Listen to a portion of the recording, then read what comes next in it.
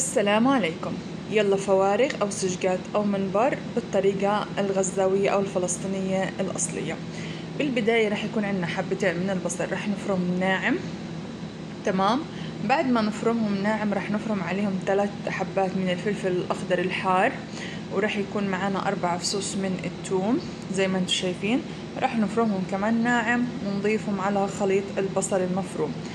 رح نفرم معاهم كمان حزمة بقدونس كاملة، وإذا في شبت بتحطي عادي. حطينا كيلو من الرز وكوباية كبيرة من الحمص. وبالنسبة للبهارات الكاري والبهارات المشكلة والكزبرة والكمون وشوية هيل ورشة ملح، وحطينا زيت، وكمان حطيت ملعقة سمنة اختياري، بتحبي تحطيها حطيها، ما بتحبي شيل السمنة وكتر الزيت، بس بيعطيها طعم كتير لذيذ ورهيب. لو تشموا ريحة الخلطة رهيبة. ما شاء الله عندي السجقات او الفوارغ او حتى المنبر ما شاء الله نضاف وحلوين، وتركتهم يتصافوا. بلشت احشيهم، جبت قزازة مية صغيرة وبلشت احشيهم فيها زي ما بتحبي. بتحشي بحفارة الكوسة، بتحشي بايدك، بتحشي بطرف القزازة زي ما انتي حابة. تمام. بندخل الرز وبنحاول ننزل الرزات لتحت، ما تكتروا علشان ما تفجر معاكي لما تيجي تطبخيها. بتحطي شوية وبعدين بتصيري تنزلي للآخر لحتى الرز يوصل لكل منطقة بالفوارغ، وبتصيري تنزليها شوية شوية زي ما انتو شايفين.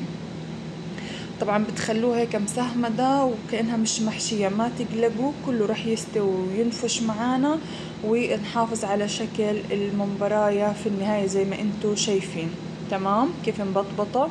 رح نجيب طنجرة الضغط، رح نضيف عليها المية من غير ما نحط اي توابل. رح ننزل المنبر اول اشي من الطرف المية السخرة عشان الاطراف تقفل معانا من الحرارة. بعدين رح ننزل كل الكمية ونتركها لحتى تاخد غلوة. مجرد ما تطلع زفرتها ما شاء الله ما فيها زفر كتير، للأمانة كانت المية كتير صافية ولذيذة. شايفين طبقة الزيت والسمنة ما أحلاها. بعدين رح نحط المطيبات، بصل وورق غار وهيل ولومي وملح وفلفل أسود. بتحبوا تحطوا أي حاجة، جزرة، بندورة، زي ما بتحبوا. بعدين قفلتها، أخذت معايا في طنجرة الضغط ما شاء الله 40 دقيقة.